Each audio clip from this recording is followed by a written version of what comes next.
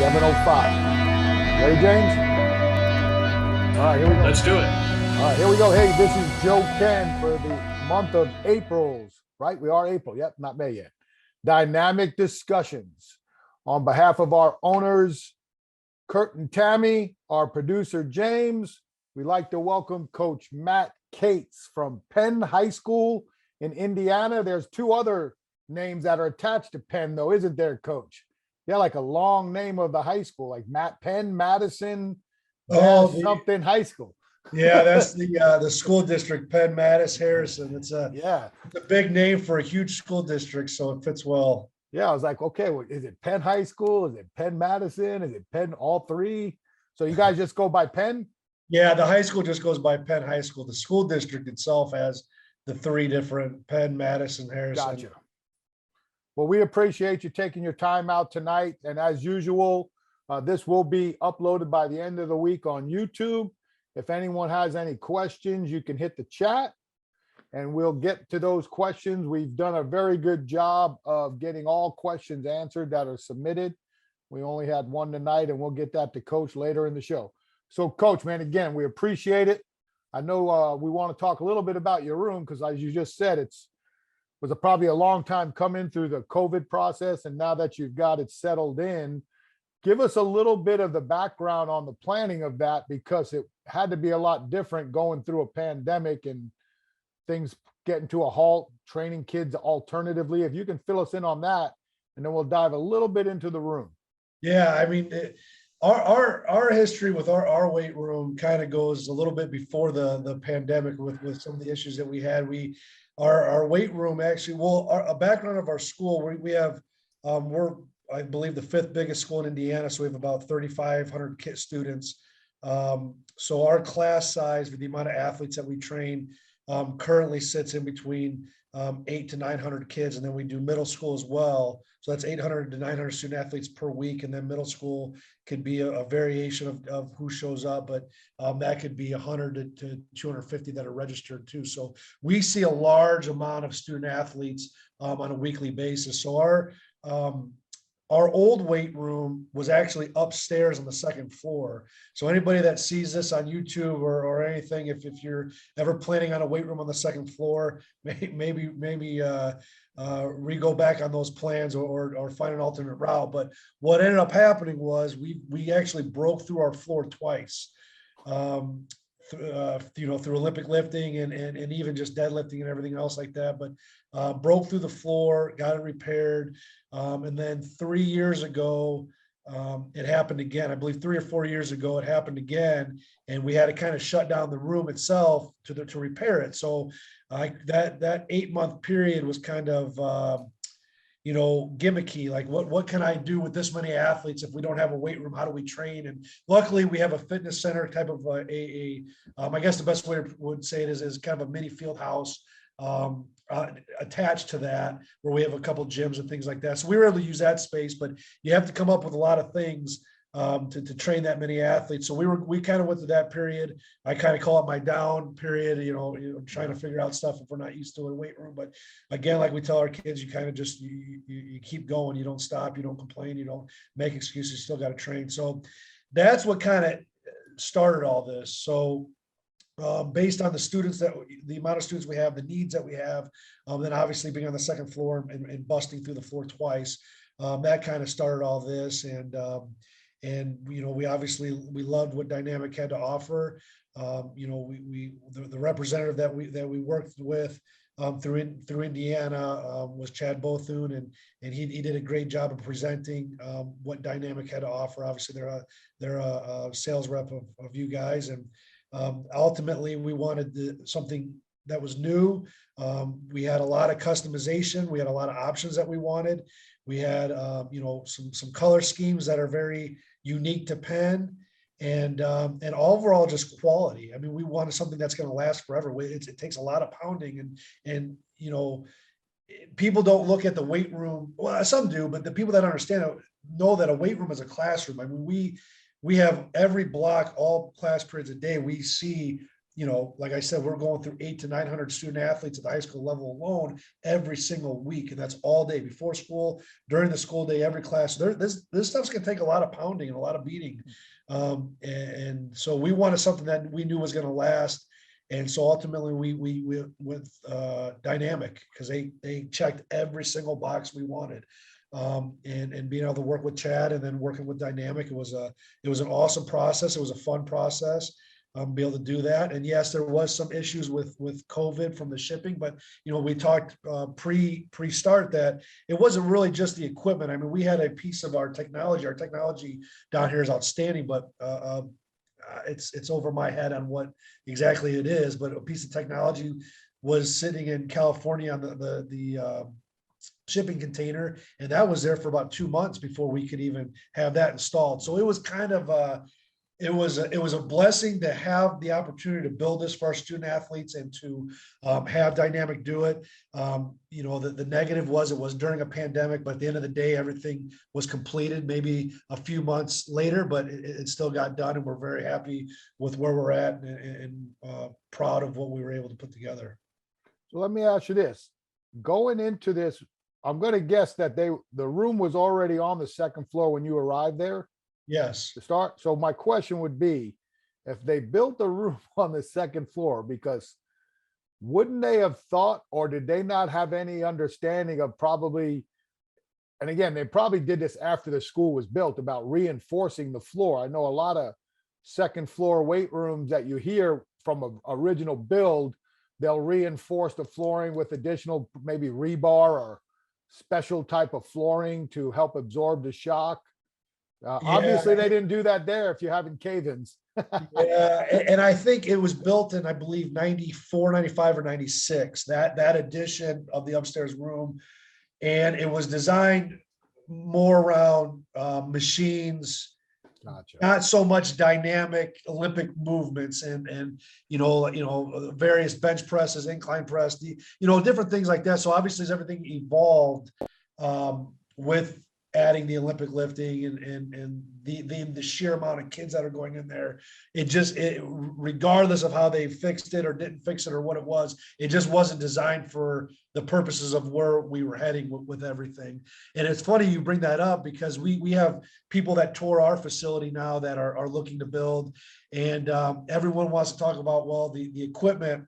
And the first thing I say is, listen, even I know you're a strength, but we did our due diligence by talking to some of the biggest universities. I mean, Notre Dame is right down the road, but some of the biggest universities in the Midwest, and engineering just about the flooring. I mean, the first thing that we checked when we had these architectural meetings and design meetings was the concrete. I mean, we wanted to make sure that this floor, and that's sometimes you think, well, as a strength coach, you want, the floor, yeah, like we got play floor and then the dynamic equipment, but we went even deeper. We wanted, myself and Coach Yeoman, really kind of, cross every T and dot every I we could with concrete and tensile strength, and where were the lines going to be cut, were there going to be drain holes. I mean, we've measured almost to the point where I feel like I have a degree in concrete or architectural work now.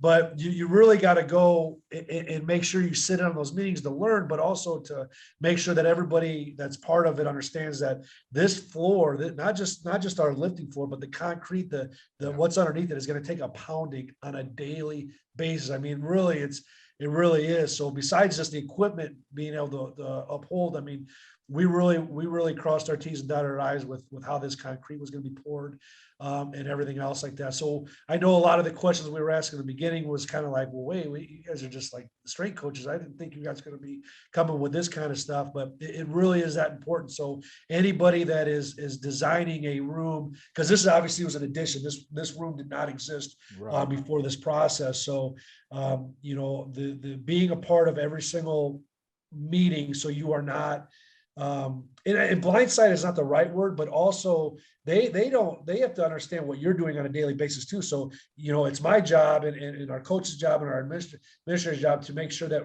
it's not educate, but to educate them on what we are doing so that they understand too, on what we're actually going to be using this for. So during that period, we did create a lot of positive relationships with the architectural team and even our business, our buildings department here at the school district, because we really dove deep besides just the aesthetics and the weight room equipment of that, given our history of what we've done in the past. Well, you make a good point about like the foundation, and I don't think enough people, especially if they're building from scratch like you have, and there's probably a difference in, like I said, the type of cement that can be used in your case where you have inlaid platforms where, what do you got? Maybe, 2 inches thick, if that much, before you're hitting concrete. Oh, yeah. And it's a big difference than if you're in above the ground platforms, your standard 4-inch thick wood-based platforms with the drop zones and padded that built. So there's two different discussions there, right?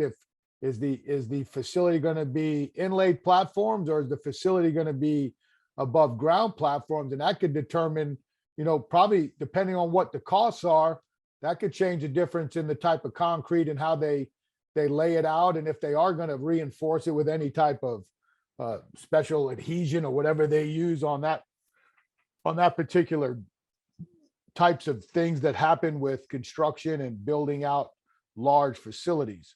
So you brought up some of the uniquenesses of your room, and one of the things in my notes was it seems like you've got a very unique gold. How, and again, I understand it enough to be dangerous. And this is where, like, our sales and TM guy and our territory managers, and salespeople talk about Pantone colors. Was that a hard match for us or any company? How hard was that a match for us to get similar to the colors that you needed it to be for your school? I will say this, it was tough in the fact of, there were some various samples that were sent, but I wouldn't say it was a tough sale, because you guys ended up knocking it out of the park, not with just the equipment, but with our weight plates too. And that I can talk about that later. But one thing I will say is it's a Vegas gold. So it's not really like a yellow gold. It's not a gold, it's Vegas gold. So it's really, it's a darker gold. And obviously, we have a lot of pride in our school and a lot of pride in our students and our student athletes. And that gold really is kind of our thing. So we want to make sure we really hit that on the head. And so you guys were very, very helpful in sending samples. Some companies, did a great job as well. Maybe we're a little shorter on the samples and maybe didn't match. And then there are some companies that did real well as too. But you guys, Dynamic with that color, did an outstanding job of matching it perfectly. And I will say this, the bumper plates, really why I think I brought up the color in the first place was what you guys did with our bumper plates. That to me was huge. And the funny thing is when it came to the colors, I knew the metal swatches we got for the squat racks, that Vegas gold squat racks, people joke around like, man, you guys lived in gold, like gold squat, like it's like, yeah, I wish it was 24 karat gold. I mean, but that was awesome. But the mini bumper plates that were sent to us, it was kind of, in all honesty, no, but you kept sending them. No, kept sending them. No. And it was never like, well, I mean, it's close or we can't. It was, okay, we're going to get it right. We're going to get it right. Yeah. And those were kind of delayed again, but that had nothing to do with Dynamic. It was all the shipping that was going on. And so it's kind of anxiety building. If we ordered all bumper plates, if these don't match, oh my gosh, because our squat racks are Vegas gold. We didn't go black with gold accents. We went straight gold with, and they came out. And I tell you what, that was like, I mean, I probably had a tear coming down the side of my face. It matched perfectly. And because it's rubber, it can be weird to work with. And so that to me was just one of the biggest reasons why I brought up the Pantones and the color matching was for you guys to be able to match our Vegas gold to the weight plates, to where it's not some off color or doesn't shine. I mean, it's first class all the way. So we were very, very excited about that. And I think when people walk through that's one of the biggest things I say is, well, what plates do you guys have? We got Dynamic, Olympic grade, competition grade bumper plates, and the color is on point. The how they're built and how they're lasting is on. The kids love them, the thickness of them. It's you got to see it to experience it, but you guys knocked it out of the park. Dynamic as a whole knocked it out of the park. Yeah, I saw when I was looking at the pictures of the room and I saw the plates, I go, wow, man, that's a pretty unique uh specific color Yeah. for a plate with the custom colors. So that's a great way to lead into this question. Uh well, I will tell you too, I have my own experience with Pantone matches because when I was with the Panthers, our blue is very unique and it went round and round. And Yeah. then what was even harder was matching the upholstery. Oh yeah, I bet. Yeah. That was the hardest part, was getting an upholstery color that was as close to possible. And we actually we got fortunate that it worked out well. But yeah, I understand that because it's not necessarily you as the strength coach, although you want it to be perfect, but it's the people above you that's not our color. That's not our Yes. color. Yeah. That's not our color. Yeah. That's not our color. I've heard that too many times. So And, when and you, as you said with the upholstery, each material has a different shine or for hue, or sure, you could create a well, that's the exact Pantone, but it's a little bit different on upholstery than it is metal or whatever. So I yeah, exactly. yeah, because we went with a blue upholstery and not a black upholstery for all our machines, and that was hectic. So that brings me up to custom stuff. It seems that more and more schools, particularly high schools, and again, we understand there's budgets, but the investment in what I'll call the aesthetics and signage of a room, and even the custom color bumpers, right? That's an additional cost. That seems to be like almost the number one thing that's being brought up a lot of times. Is that something that is coming through the strength coaches directly or from upper administration when they're like, look, we don't really mind what you do, but we expect to see our logos plastered, or whether it's a team motto or a school, the school values or something like that. We expect to see a high demand of who we are in these facilities. I would say both, honestly. I mean, from our point of view, we had the idea going into this that we wanted, like when you walk into this room, I made the joke or the comment that when you walk into our room, it was like our mascot threw up everywhere. It's going to show Penn. This is not a gym. This is yes, you're here to lift, but you are here to build a culture. And I think at the high school level, that is everything. I mean, we'll teach you how to lift and we will demand, how all those things in the pro, but the culture, the mindset, the buy-in is huge. And I think too, if you're not in here on a daily basis from an administrative standpoint, you do want, you want kids working hard and everything else like that, but also too, the selling point that maybe you're not seeing the nuts and bolts and the progressions from a block zero all the way through or what you're doing, but you walk in here and you see, oh, there's the Penn logos, there's the color schemes, there's the pride in the community. This is a showcase facility for the entire school district of what Penn is. And in first class, we have a huge sign up above. This is excellence, our tradition. And I think that just mirrors with how we designed this and the customization of from the logos to the lettering to the just the ends of the bars we wanted, I mean, literally every little detail I wanted or asked for, even some things I had no idea you guys could do. And you said, hey, we can do this if you want. Oh, absolutely, sign us up. It is just huge for everything. And I think it's not a selling point to bring kids to Penn. It's a selling point of this is the community that we have. We treat everything with first class, with pride. And I think that shows with our weight room, but it shows everywhere else. So I knew going in what we wanted to see, but I believe, at other school districts, it could be more administrators that want the look of it, or it could just be the strength coach and administrators could say, hey, it's just a weight room. I mean, if that's what you want, you can go. But I know here everybody was bought into first class all the way. And honestly, at the end of the day, that doesn't really matter because the student athletes have to be bought in. And in the world we live in, and I could be completely wrong, but in the world we live in, kids love new, shiny, bright things. They do. It motivates them. They have pride when they come in here. It looks great. It looks like a $50 million facility and all the customization and the things like that. And if that's a selling point, if that's a motivational factor amongst all the other things that we do to motivate them, but if that's a thing, then so be it. And it worked out, then great. But I do know kids, the youth of today love new. They love what's going on, what's current, what's this school has this college has this the Carolina Panthers, the professional teams have this. They see it on social media. They see it when they go on college recruiting trips and everything else like that. And I think it just bodes well with, okay, yeah, we are headed in the right direction. And it kind of motivates them a little bit more to buy in on a daily basis. Okay, so I've been on the road more traveling with our TMs, and I'm learning more of the process of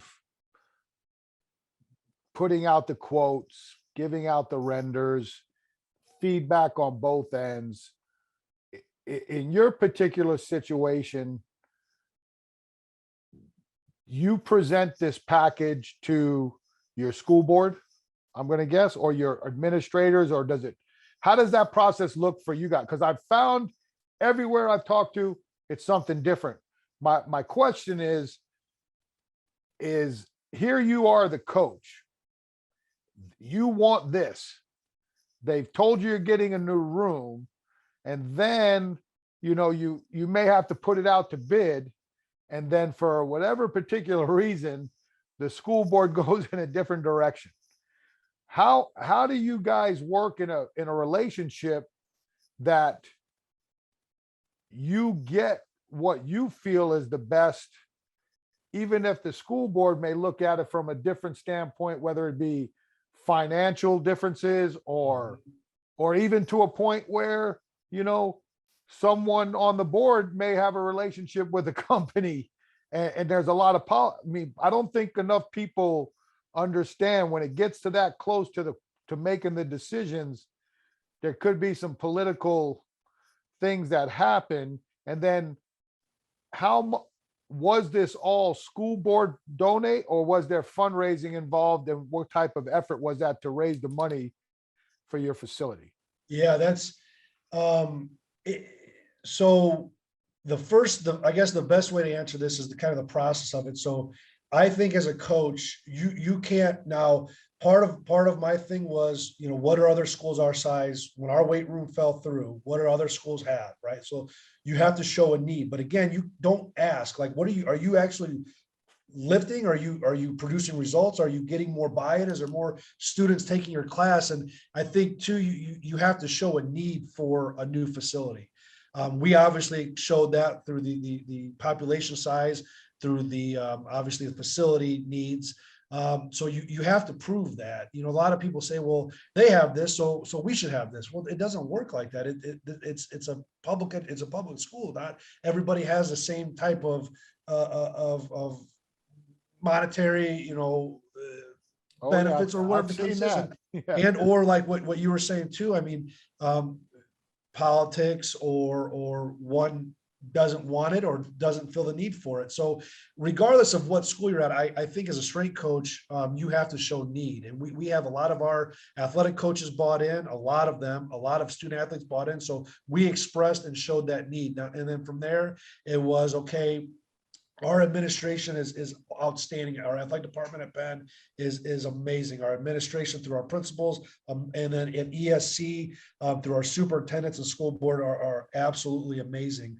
But again, why they're amazing is they are not gonna. They want the data. They want you to work to prove what it is. And to me, that is again going back to first class, but that's how it should be. Why should we go with a company that is overbid by this much money when obviously it's weightlifting equipment? So what's the difference? Well, we went down those roads. We talked about the gauge of the steel of the squat racks of the squat racks we bought from Dynamic and how important that is. We talked about the importance of how thick and strong the daisy chains are in between to prevent moving. The bumper plates, the jammer arms, on why they're not a prototype, but they are built for our squat racks, on how we want them and how we put 2 J cups up for when we squat, when we bench, and we can just move the bar up and down, but the jammer arms never come off.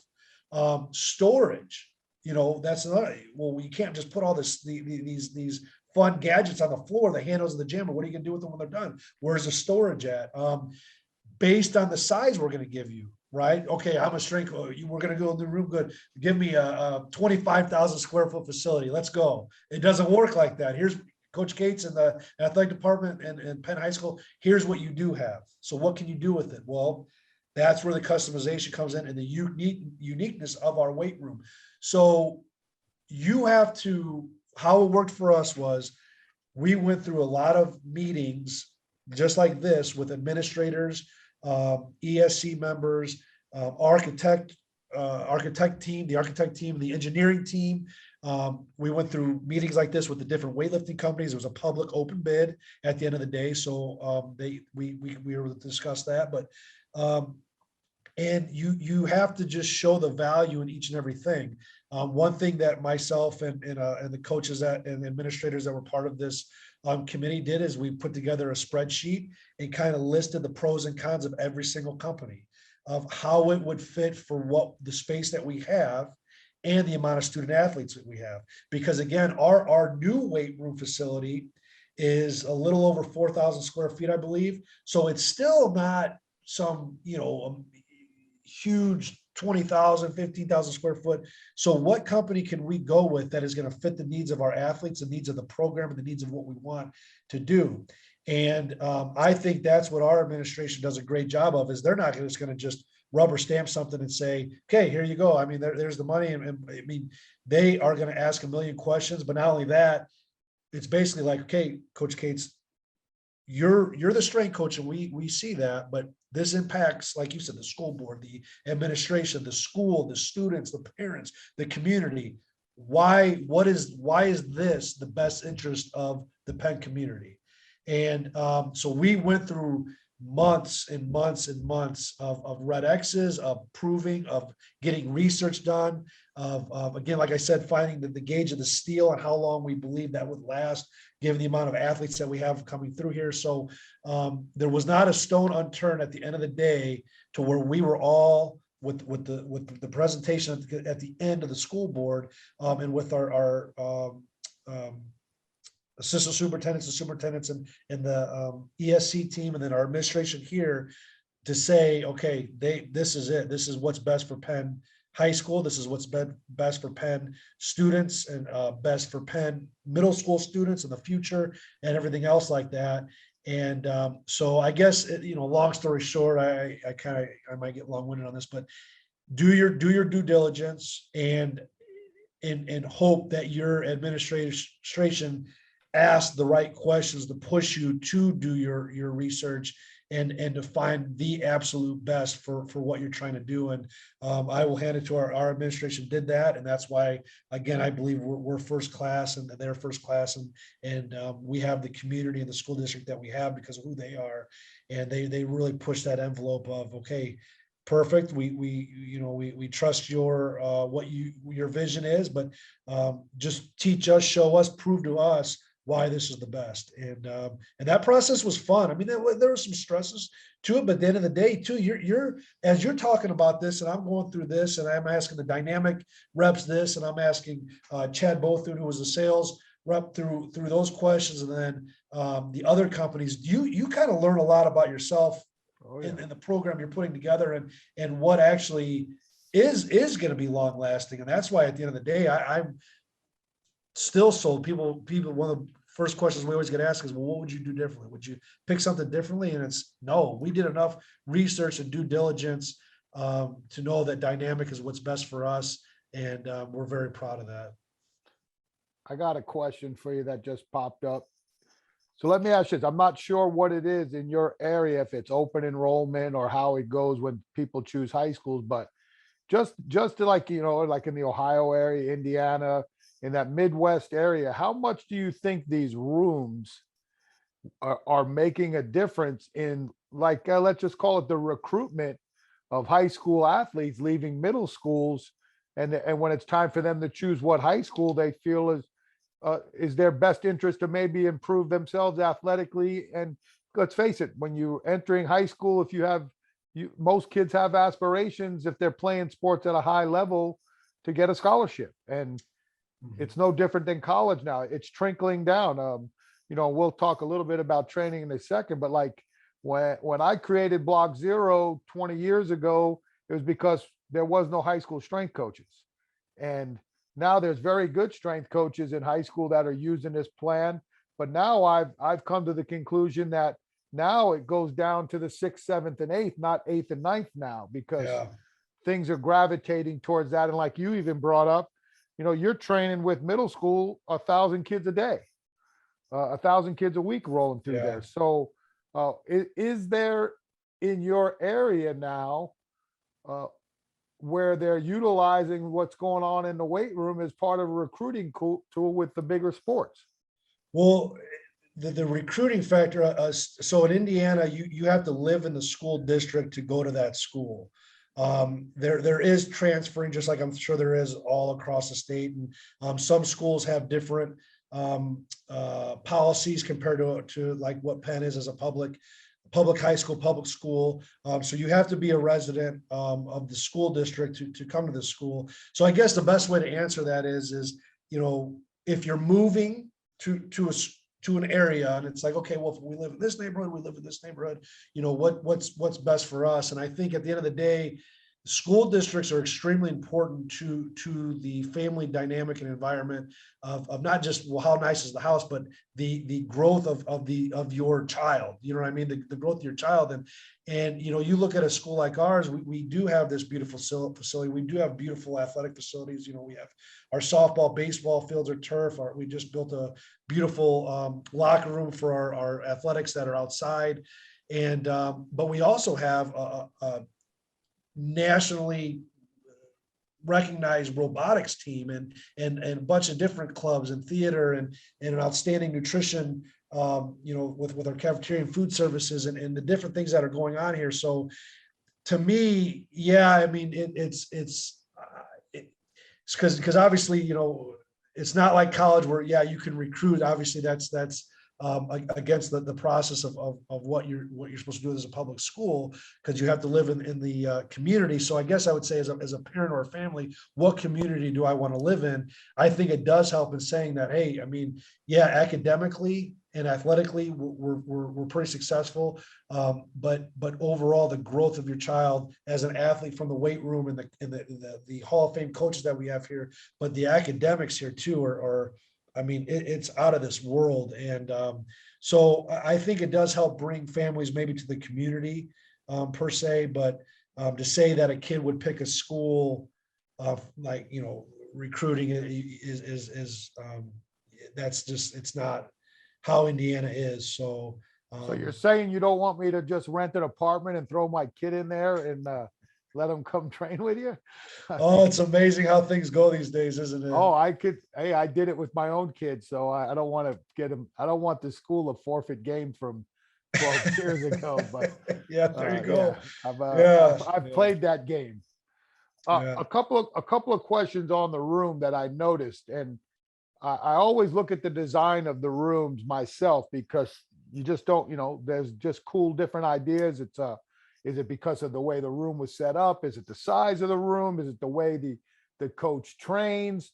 And that's why, like for me being a traditionalist, I understand the value of inlaid platforms with limited space Yeah. because it gives you the capability to do some things in this day and age of movement and things like that, especially if you don't have an indoor.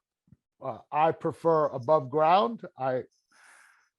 For my own reasons. One, because I like to move my weight rooms around, and you can't once you set the inlays.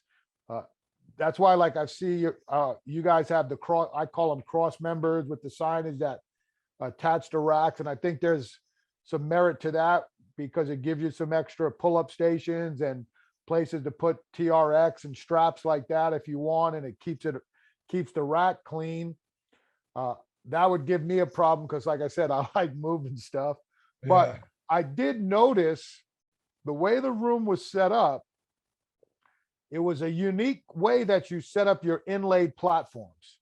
They're Mhm. not they're not necessarily directly tied into the station like a lot of traditional models are.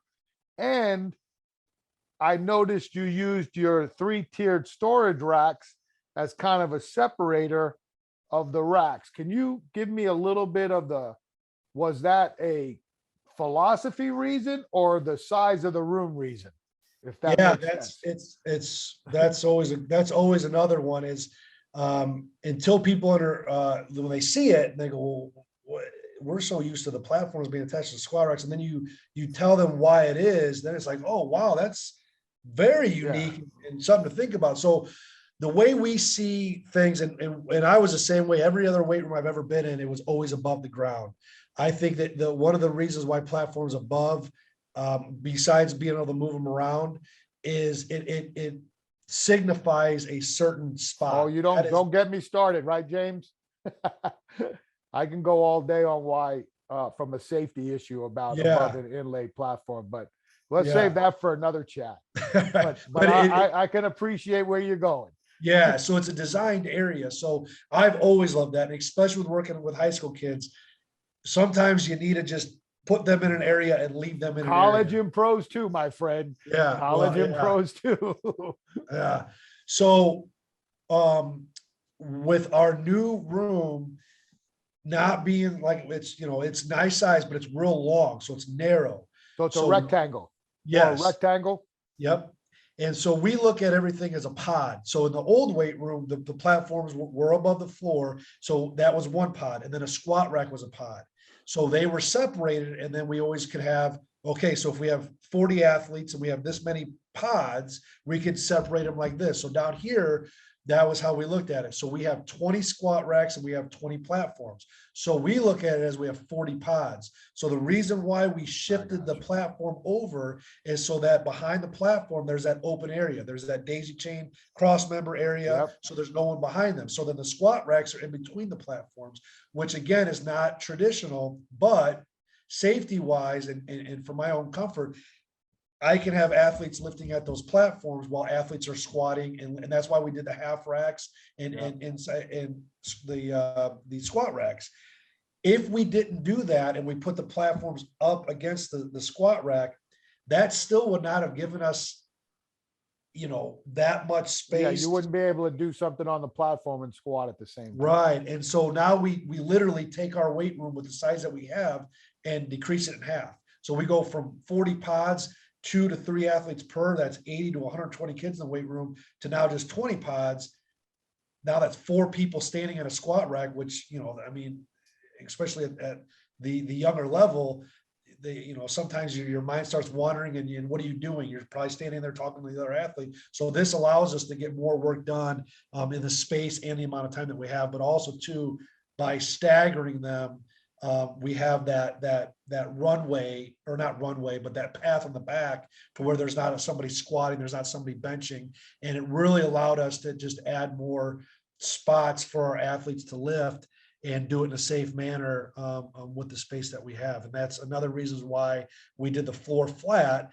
We do have a walkway in between the squat racks and the platforms, obviously, but by keeping the floor all one, now it does allow us, like for when we were doing track workouts and the weather was real bad in the off season, we would come down here and warm up. This is probably the best floor to warm up with as a sprinter in the school compared to, maybe a gym, because it's soft and absorbs. And so we use that. We were able to use all that space without tripping over anything. But that's why it's so unique for us. And I know that's a lot of the questions I get is, well, I've heard some people say, well, I'm not a fan of that, but once you explain, well, why it works, they don't have to be a fan of it. athlete, yeah. Then they're like, oh wow, now they're thinking, well, that's that makes sense. That's why I asked. It had to be there. One, it was either going to be a structural answer or a philosophical answer, and I just wanted to know.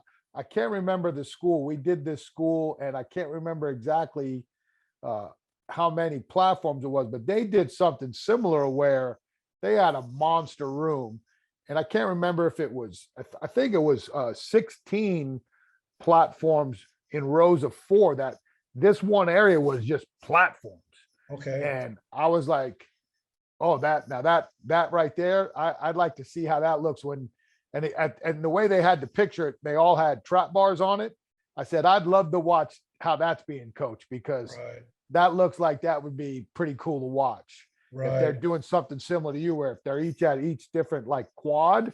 Yeah. But I was like, that right there, I have never seen that kind of setup before, but I'm like, I'd love to see how they design their programs and how that fits, because that's the stuff that makes people like me who believe in like innovation and doing things, because they could have designed that room from scratch anywhere they wanted, and they made it very specific to the way they must block their programming.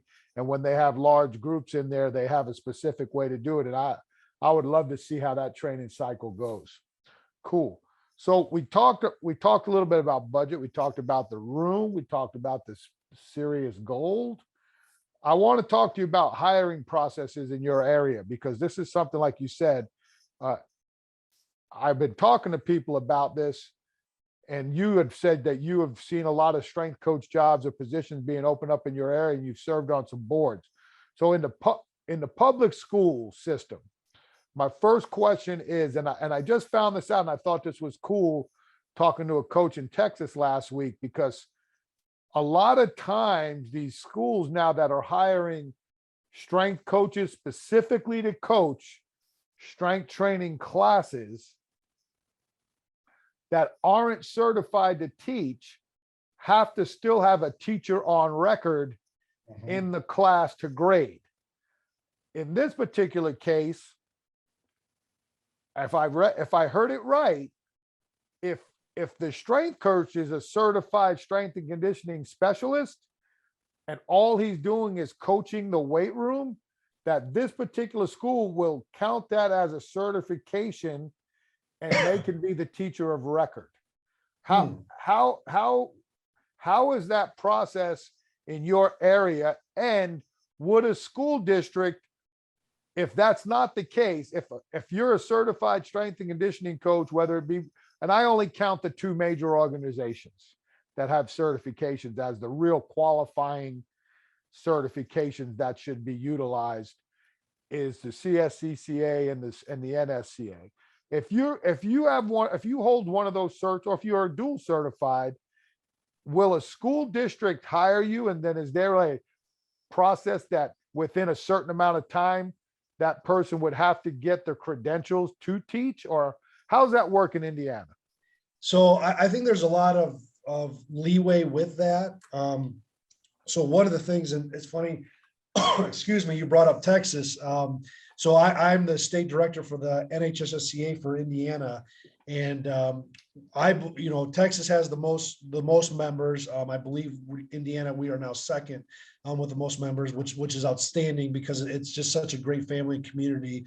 But it just shows, I know for Indiana, we have a lot, and every year there's more full-time strength coaches at the high school level. And I know in Indiana, in comparative to other states, we have it, and a lot of this, all of this actually is due to Coach Kevin Vanderbush at Ben Davis, who's nicknamed the Godfather of high school strength and conditioning, who's a mentor of mine, but because he teaches the classes throughout the school day, and that model of training kids throughout the school day, so it doesn't affect after school, before school, practice time, nighttime, weekend. He trains them. He says it doesn't matter what time of the year. We train Monday, Wednesday, Friday in the weight room, whether you got a game or not. You're training. Yes. Monday, yep. Wednesday, or Friday. Yep. So that model has really been, and I can't say 100%, but I would say that is the backing of the Indiana model.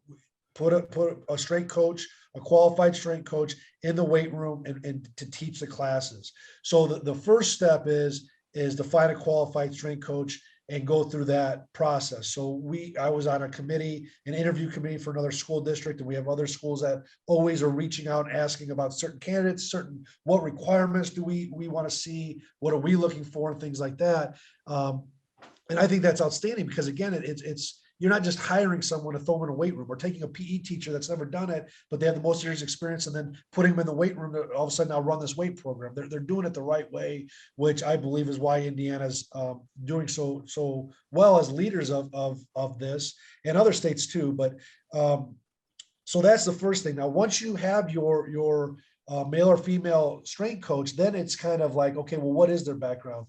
For me, I'm a certified strength coach, but I'm also a licensed teacher. So I Yeah, I actually knew that. started as a licensed physical education teacher out of college. And then all the other stuff kind of trickled in after that. So I've always had my teaching degree.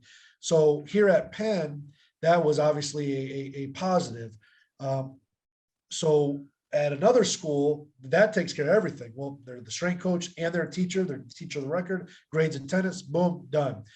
So here at Penn though, and this is what a lot of other schools are starting to do as well, I'm a year-round contract. So my contract is year-round. So like spring break, winter break, the summertime, I am here training athletes. So it's not like bonus stipends or Coach Cates So is you, going.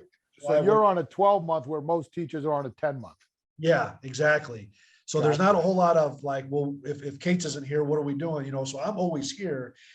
But the uniqueness of that, although I am a licensed teacher, since I am on a different contract, and this is the support of the school system, I have 4 other teacher coaches with me in the weight room. So there's 4 of us and sometimes 5 of us every single class period. So it's not just me with all these athletes. We have our head volleyball coach, head football coach, assistant swim coach, head cross country coach, head girls basketball coach, head baseball coach, assistant football, head wrestling, head girls wrestling. The list goes on of coaches that are here throughout the day with me that I don't even look at them as assistants. I don't look at them as coaches that are supervising. We've really formed a strength family. We are the strength staff of Penn High School. They're all part of the NHSSCA, but so the other coaches are the teacher of record. So although I could do it with what my contract is, they're the teacher of record. So I don't have to do any attendance or grades. I don't even have access to that. Gotcha. So that's what a lot of other But at another school you could, because you are K-12 certified. absolutely.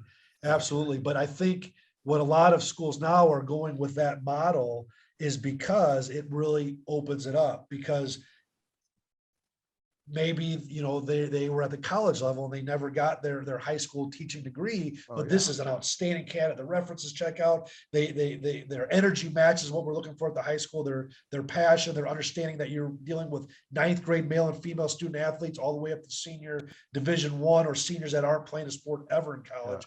And so it allows them to do that, but they have to be with a coach, another coach every hour to do that. And I think that the benefit of that is not to say, well, we got to hire somebody. It's that supervision. You're in a weight room. I mean, if you're by yourself with 40 athletes and you're not, that's cool your that game, there's that many coaches in there. Yeah. So we're very unique with that and the amount of coaches that I have, and I'm very blessed to work with them because they're all first class, but that's not like that everywhere. So I guess long story short, it comes back to the different phases. If they're a teacher or a strength coach that has a teaching license, that kind of takes care of it. If they're not, then they can be on an emergency teaching license, which then would give them time, as long as they have their college degree, which obviously you will. If you're going to have a certification, you have to have a degree. Then it gives them time to take a few extra classes or I really, maybe even the praxis tests and things like that to then get your licensure. And that only takes a few months. So that's another route to go, or they're not going to ever worry about being a teacher. And we're going to put them with another coach that is a teacher every block. So it's really unique to what you do. But I think there's so many different, like what you're saying at Texas with them doing that now, it's not impossible. So if you have a qualified male or female, you can make it happen. It just depends on kind of what you're capable to do as a school. And what route you want to go. Yeah, I always laugh because I got my master's in education and curriculum instruction, and I could teach college courses, but I can't teach high school. And and I always said, well, that doesn't make no sense. And I went to school, except for myself, I think in my graduating class for my master's, everyone else was teachers that were going back to, get their enhanced master's bonus on their stipend. So let me ask a question. And so are you considered, so obviously then you're not on a standard teaching contract. Correct. So do you still qualify for the same retirement and benefits of a teacher? That's a great question. And it's that those are the kind of questions that young strength coaches don't ask. They don't. And that's why it's important to know these things, because there is a benefit to having a teaching license to be on that contract compared to just being a strength coach at the high school level, because you are going to retire at some point. And not only that, like the moment right now, well, what's your insurance going to look like? What is, the life insurance and all the things that go along with it. So that is an awesome question. I hope there's young coaches out there that watch this and it starts to kind of make them think that it's not just about showing up every day in the weight room. But so my situation was before at Penn, before I was put on this year-round contract, I was a teacher. So this is my 16th or 17th year, it goes by so quick, but I was a teacher before. So all of my retirement was through the teacher education retirement fund. I believe it's called TURF or something like that. And when I transitioned to this year-round contract, I had been teaching for 10 years. So I did not lose a penny of my retirement from teaching. It all rolled over into my new one. Now, unless it's changed or I misunderstood, in Indiana, you have to have been teaching for 10 years at least to keep that. To be vested? Yes. And I just had hit my 10th year. It worked out perfectly. And so now that is rolled over, but now I'm on a PERF, and now it's public retirement fund, which there is perks to that as well, with being at the high school, with the public school setting for retirement, which it all rolled over.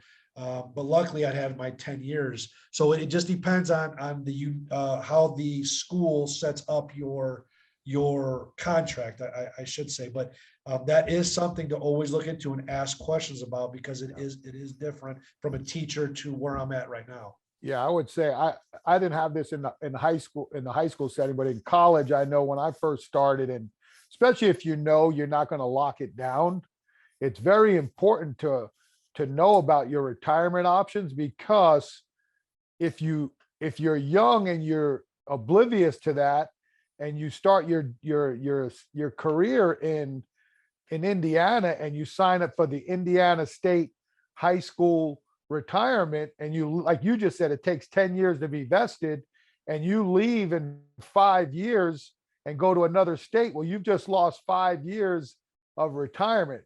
One of the things that, if it's available, is I always tell people, and I told all my people that worked with me in college, was at that point in time, most colleges offer, it was called TIAA CREF, the teacher's annuity, and they dropped the CREF, but that travels with you everywhere you go. So for TIAA CREF, it's a 5-year vest. So luckily for me, I spent enough time at Boise State to be vested, so that when I went to Utah, and then when I went to Arizona State, and when I went to Louisville, it just rolled over, and I was 100% invested. So I accumulated all these years. And I think, again, unless you just know deep down you're not leaving that state, right? You need to understand your options. Like in North Carolina, South Carolina, I laugh at a lot of these football coaches, because you'll see them jump states. So they'll coach and max out their retirement in North Carolina, and then they'll move to South Carolina and take a full-time teaching job down there, living off North Carolina retirement, or vice versa. Mm-hmm. And it's funny that you said that you believe that Indiana is the second highest high school strength and conditioning state to Texas. We just in North Carolina, I think just recently, we just doubled our full-time strength and conditioning coaches in the high schools, in the public schools, from 1 to 2. But then you go to South Carolina and they dominate strength and conditioning. And again, down there, Mike Schrock's the godfather of South Carolina. And they started the South Carolina High School Strength and Conditioning Association long before anybody even understood what high school strength and conditioning was all about. And they are very solid, unified group down there in South Carolina. So let's talk about the high school program can speak for itself most of the time. I want to touch on a couple of things before we wrap it up, and then we have a question. So talk to me about your middle school program. So is the middle school on your campus, or do they bus over? How does that work? Since and I'm gonna loop this all in. And because you said the way they set it up based off Vanderbush's model, do you have what I call zero block or before school or after school programming, or is everything going through the school year, the school day? Yeah, no, that's great. So our, I guess kind of our step to where we want our athletes to be starts in the 6th grade. So we call our middle school lifting program Futures. It's the Futures program. We start that September, and it's going to go till May. And then in the summertime, if you're an 8th grader, you can lift with your future high school team. So it's 6th, 7th, and 8th grade. And what we do is it's free. I do not believe in charging students to train. We're a coach, we're a family, we're a community, and You're one of the select few who wouldn't Yeah. charge for additional program. no, and I don't think that's always kind of been No, yeah, my- I do a lot of free stuff too that people like, you should be charging $1,000 for that. I'm like, I'm doing it for free. I'm doing Yeah. something else for free here shortly. So it's just the way it is. And it really it fits into the schedule too. So it would be hard to say, you guys should pay. But so what we do is we have 3 middle schools, and what we have is the parents drop them off during the morning period. So that is at 7:30 in the morning. Now at 7:30 in the morning in our new weight room, my other co-coaches, there's 3 of them are down here with the high school kids lifting, because we call it 0 hour Monday, Yeah. Wednesday, Friday, and that's lifting for athletes that are not in class, but also what's really taken off is athletes that want an extra lift, because we are on a block schedule, which Okay. there's some perks to it and there's a lot of whatever, but So is that a 90-minute period? yeah, Monday, Wednesday, Friday, or Tuesday, Thursday. So there's some So weeks. AB schedule. Yeah, so A, B, A, B, A, yeah. BA, BA, BA. Yep, exactly. Gotcha. And so the downfall is 2 days, 1 week, you know what I mean? But and then if you miss a day, that's 1 day, and then we don't see it again. And so but that's whatever, you find your time and Yeah, you can make it work. Yep. Yeah, exactly. So we have a lot of kids now that are coming in the morning to 0 hour and getting after for an extra lift, or if they missed or whatever. So while that's happening down here, I'm upstairs with our other coaches, and we're doing the 6th, 7th, and 8th grade, because we still have our old weight room. So we have 2 weight rooms right now. Great. So we're upstairs with the middle school athletes doing our thing. When they are done, our co-coaches escort them down to the exit of one of the doors of the high school. One middle school is directly across the street. So those athletes leave as a group, they walk across the street, and they go to the other school. The other 2 middle schools are on the north and south. So what we have is a bus for each middle school. So 1 bus for Discovery. So the students that go to Discovery Middle School, when they walk out the door, they go to that bus. The Discovery, that takes them and drops them off at the middle school. This is every Monday and Wednesday. The other kids Schmuck walk across the street, and then the South Middle School is Grissom. Those students will get on the Grissom bus. That bus takes them there, and we keep that thing rolling throughout the school year. So they're 2 times a week? Yeah, Mondays and Wednesdays. And our administrative team, again, I've said this before, but our athletic department with our athletic director, Coach Jeff Hart, and our coaches to our administrators have done a tremendous job, again, in seeing the vision, believing in what we're doing and how we're training our athletes to say, yeah, it's worth to have 2 buses there, in the morning. For sure. Take them and everything else. So that is huge. So at the beginning of the year, we have about 250 that register, that sign up. And why we run the program we do as far as the actual training goes is because at the middle school level, we've had days where we've had 190 for about 2 weeks straight. And then something happens and we might have 121 day, 60 the next day. Then we're back up to 200. And then just, so you never know, but we're always there. But with how we run the program, it's not like a kid's going to miss the intro phase to a lift because of how we keep things so simple. Yeah. And we, for what we do there. So we just keep that train rolling year round. And then during the school day, we have 0 period, obviously, and then block 1, 2, 3, 4. And those I don't have a prep, obviously, with my contract. So I got classes all day long. And really what it has done is it allows me to be an assistant football coach and a track coach, but it really allows our students to, I mean, you know as well as I do, and you said you're one child's at the high school level. The amount of traveling that there is for travel sports and individual training sessions of hitting lessons or sports specific is just it's there's a Yeah, lot. There's a don't get lot. me started on that. Yeah, so we're not adding any more pressure by saying, hey, you got to stay after school and train. We really try to take care of everything before and during the school day to allow them to go to practice or allow them to travel and do what they have to do without adding any extra stress, to their lives. So on your 0 hour starts at 7:30 for everybody, varsity and middle school. When does school start? Like when School is start period one? 8:30. So we have about a 45-minute training session every day, every And morning. then that gives those younger kids ample time to get to their, or does middle school start later? Middle school starts later. Middle school starts at 9. Perfect. So it works out. It's like it really fits perfectly. And so we call them our rookie program, or I'm sorry, that's the futures program. Then our incoming freshmen will actually, because anybody brand new to the program, so you can be a senior, but if you've never taken the class, you have a 2-month intro phase. That's our rookie program. And then we have our veteran program, which really helps with having the multiple weight rooms, because I can take the rookies, teach them upstairs in the old weight room while the veterans are down here with the other co-coaches starting the program. And then we can rotate through once I feel the rookies are where we want them to be mentally, as well as technique wise too, because the maturity and the discipline to represent in a positive way. On your classes, 1, 2, 3, 4, do you delineate those?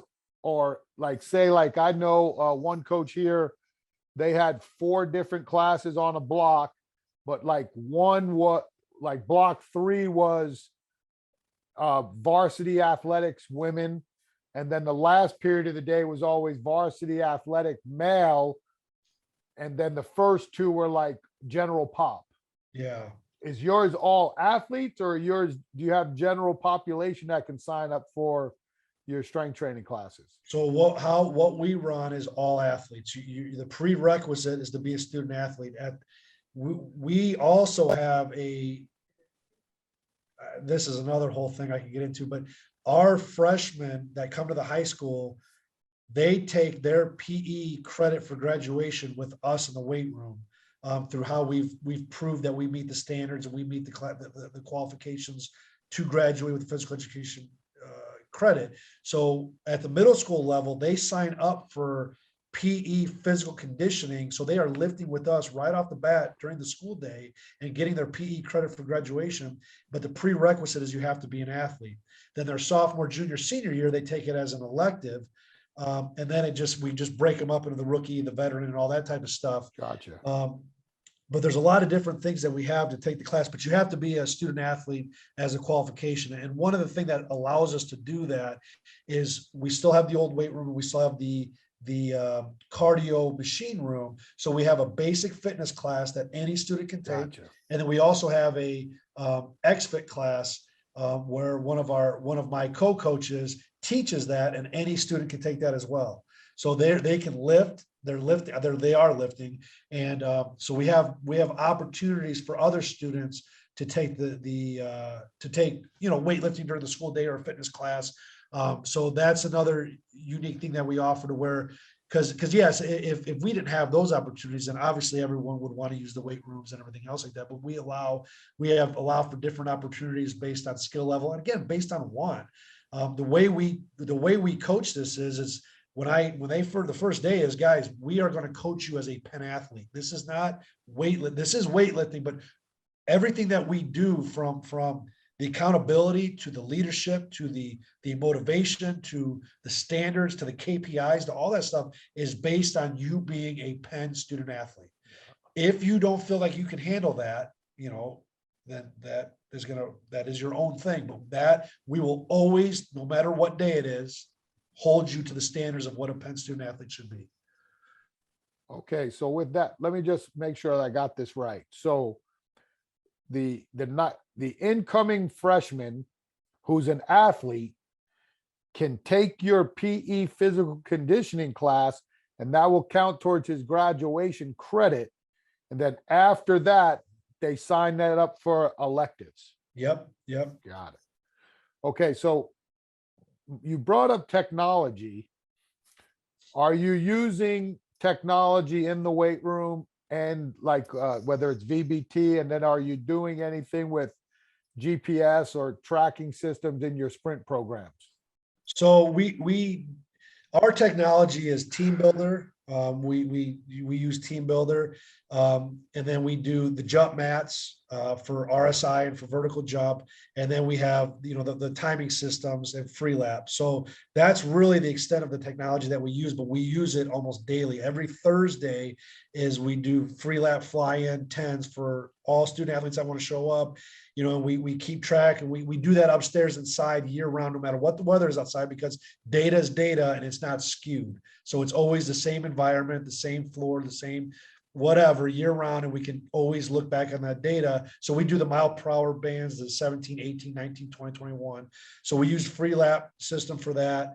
And then obviously all of our workouts are through Team Builder, and then we use the jump mat. So we haven't gotten into VBT, GPS. I'm just asking certain questions. But Yeah. so what do you utilize? How are you utilizing your jump mat then for readiness? Is that a readiness test? So really what we honestly do is, depending on what training day. So today we did squats, so we had vertical jump. So we do a team warm up. Then after that, we break them into groups and we do a movement prep warm up. So that might be, depth or cat jumps where they're focusing on landing, monster walks with a small band, shoulder prehab with a big band. That's honestly what we do during that time. Upstairs is always hurdles. So it's either hydrant hurdles, for the hips, or it's squat day. We do over under. Then we do vertical jump or RSI. We do RSI. And we track all that data every day in their Team Builder account. And then we do either a plyo overhead slam or a med ball overhead slam, or the depth, the cat jumps, the absorbing before, landing in different directions. That's upstairs. And then downstairs, we do banded monster walks and then banded shoulder pull aparts. Or that's when we do our pull-ups and our glute ham slides for our hamstrings. And a lot of people will ask, well, why do you, again, when you're dealing with student athletes, the importance of the glutes, the hamstrings, the posterior chain, upper body, lower body is huge. It is. And it's a lot of times it's neglected, because I can program that, but if I'm not standing there with them at all times, which I'm not, some may do it, some might not do it. But by adding it to our our movement prep, I know that they're doing because now it's smaller groups. I'm watching them do it their time, and they're actually getting all their glute hamstrings, their glute ham slides in there. They're getting their pull-up progressions. As we have 3 progressions, they choose one, and they document in Team Builder how many reps they get per set. And you try to go from 3 to 2, 2 to 1, or if you're at 1, you're hitting max rep pull-ups every single time you're down there. And then upstairs, like I said, it's either a med ball slam, a land, or it's a hurdle, or it's a jump mat. So we keep it the same. Each day is different depending on if it's a bench clean or a squat day or whatever. But we keep those areas the same, but just a different exercise that day. And that way I know we're hitting our posterior chain for upper and lower body. I know we're getting hurdle mobility in. I know we're getting an explosive movement with RSI or vertical jump in. And then we're either doing, the jumps, or we're doing a medicine ball slam. And that's after we do our line team warm up, and we do crawls during that. We go through a squat, body weight squat progression, and then we do that, and then we come in and lift. So cool. All right. So so we talked a little bit, so this will tie in. I want to get to this question here that was brought up to us, and then I got couple of things I want to touch base on, and we'll get you out. So we talked a little bit about what you're utilizing from a technology standpoint, but overall in your data collection with however you're tracking your KPIs, this question was, how are you sharing that with the athletes and the coaches in your setting, and what do you hope to do with it in the future? So I'm going to guess it's a combination of what you may be wanting to do technology wise in the future, but I'm more on the practical side of what do you share with the athlete? And I know a lot of times nowadays that max velocity stuff is the rave.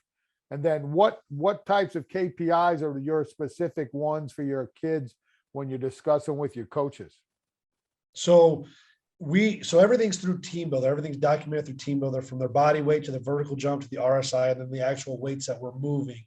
They're lifting, obviously. So the kids can see that. Then besides that aspect, we have 10 65-inch TVs that I can control individually from the office. And on those TVs, we put leaderboards. I love competition. I feed off of it. I think students love it as well, and they want to see those leaderboards. So depending on what day it is, we'll put those leaderboards up either for the whole cycle, for that day, for that week, all time, whatever the case is. So besides that, to get the information to the coaches, in T-Builder in itself, the progress, the reporting things, and the kids can see all that and go back and look at their history. That in itself just kind of answers that for what the students can see and have access to. So the next thing is the KPIs I've programmed into our goal setting for our bench, our front squat, and our clean. Those are our big three, I guess you would say, based on male or female body weight. So you bench 1 point whatever for your body weight. So when they look at their maxes, it'll be highlighted orange, red, orange, light green, dark green. So the higher they get to the green, they know, okay, as an athlete, not a power lifter, not but as an athlete, I'm hitting where I want to be. I'm not Billy bench press. My green isn't lit up, and my front squat, my clean are bright red. They can see, where they are. So that's how I use the KPIs for that. And then for our coaches, I used Google and Excel like crazy before we had Team Builder. So I have a whole combine with points and body weight coefficients and everything else like that. So with Team Builder, I can still put an Excel spreadsheet, and I just copy and paste that. Then all the coaches every cycle get access to that, and they get to see standards on our clubs are not, 800-pound or 300-pound bench. It's varsity, all-state, all-American, because as athletes, I think they like to see that varsity, all-state, all-American. Oh, yeah. Our board. And then we do a total combine, we do a total weightlifting, and then we do a coefficient. We do awards. What's cool, the Indiana National Guard has sponsored the lifter of the combine, so they hand out T-shirts to those guys that take pictures. So the Indiana National Guard has been great for that too, for sponsoring that. But so that the coaches see all that data. Where I would like to get to, and where I'm headed right now, is to get the coaches the data on a day-to-day basis. Is now that we have Team Builders, creating a coach account for every single coach at the school, and then limiting some things, because I don't want anybody to accidentally write something in or delete something, but limiting what they can do, which we can through Team Builder. So I'm working on creating just like a tutorial like this, and recording myself of going through with screenshots of how to look up their athletes, and then sharing that so all the coaches can have that information each and every single day. Because again, part of it too, and why this has taken off so well, is the buy-in that we have from our coaches, the coaches that work in here. But it does wonders. Some people are like, well, I send emails like crazy. I send too many emails.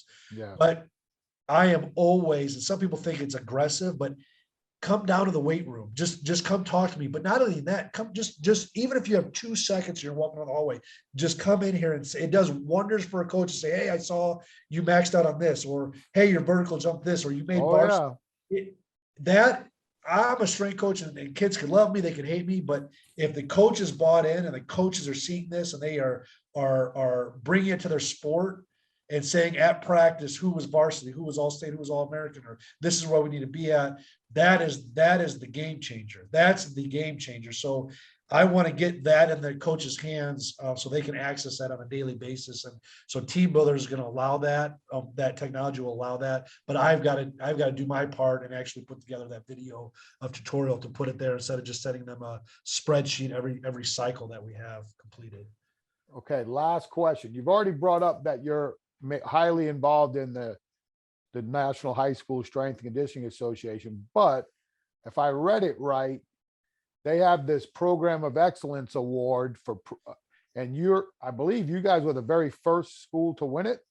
Yeah. Explain that program to me and to our listeners, because I think they've done a lot of great things, the association, taking a lot of initiatives to empower you guys as high school and you women as high school strength and conditioning coaches, and trying to do a lot of things to help show your administration, I think, that there's a recognizable association that is trying to put standards together that show that some teams and some schools are excelling at a rate that other people are going to want to try to match. Right. And yeah, you nailed it. The NHSCA is doing an outstanding job of bringing high school coaches, not just high school strength coaches, but all coaches together. Like I said, every single co-coach I have is part of that organization because of the community of it, the family of it, and everything else like that. But the Program of Excellence is basically a long rubric list. It's kind of daunting when you look at it, like, wow, that's a lot of things. And you basically have to show video or pictures, and then type and or documentation that you hit each part of that rubric. And that is everything from safety and nutrition and social media to technique to programming to phases and either linear periods, but stepping it up, community. And so it's everything. It's not just, well, how many 300-pound benchers do you have? It's flow, it's organization, it's buy-in, it's everything that what the NHSCA, and I think all of us would see at even at college or professional level, but at the high school level, of what it would take to be a top tier, but a above average program.